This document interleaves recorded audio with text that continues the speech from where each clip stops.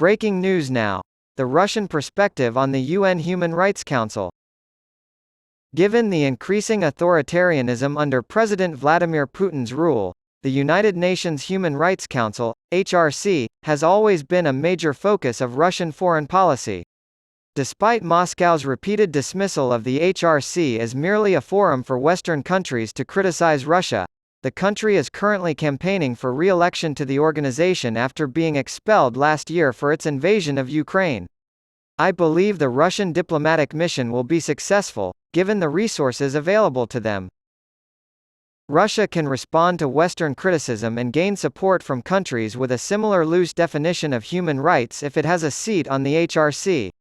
Russia believes that human rights are a domestic matter that should be handled independently of international pressure. Many other countries, including China, which have struggled to ensure citizens' basic rights are respected, have expressed approval of this viewpoint. Beijing has gone further than Moscow in stating that its conception of human rights is distinct from the principles enshrined in the 1948 Universal Declaration of Human Rights. Moscow's ability to promote its relativist worldview among its sympathizers and allies was severely hampered as a result of Russia's expulsion from the HRC. As a result, Russia was unable to prevent the appointment of a special rapporteur to investigate human rights abuses in Russia, for example, which was pushed through by Ukraine and the West. Therefore, it should come as no surprise that the Kremlin is actively attempting to forge a coalition that would support its candidacy in the upcoming HRC elections. Russian diplomacy, despite its poor reputation and meager resources, is still relatively effective. Money, arms, mercenaries, and other services provided to corrupt elites, such as assistance in laundering money from human trafficking and the drug and weapons trades, are the most potent tool at the disposal of Russian diplomats when dealing with the Global South. In return for these aid programs, these nations will vote for Russia in the HRC elections. The Russian Federation's readmission to the Security Council will be hailed as a great success by state propagandists. They'll claim that Russia isn't cut off from the rest of the world after all, and that the West has been publicly shamed once again. If Russia is readmitted to the HRC, it will be able to use the alleged genocide of Russian speakers in eastern Ukraine to justify its aggression.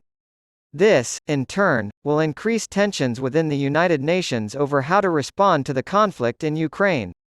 It's abundantly clear that human rights and freedoms as recognized by the United Nations are not being respected.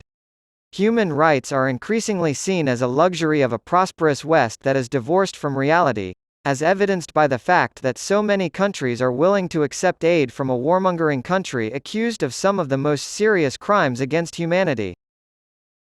The hypocrisy and inconsistency of the West lend credence to this view. Despite proclaiming itself a champion for human rights around the globe, it has a very selective approach to upholding those rights. Although it has diplomatic ties with countries like Saudi Arabia, Egypt, and Turkey, which all have poor human rights records, it is critical of Russia, China, and Myanmar. Thousands of Armenians were recently forced to flee Nagorno-Karabakh by Azerbaijan's dictatorial president Ilham Aliyev, and the West barely uttered a word. Because of this double standard, many nations in the Global South have begun to doubt that human rights are truly universal.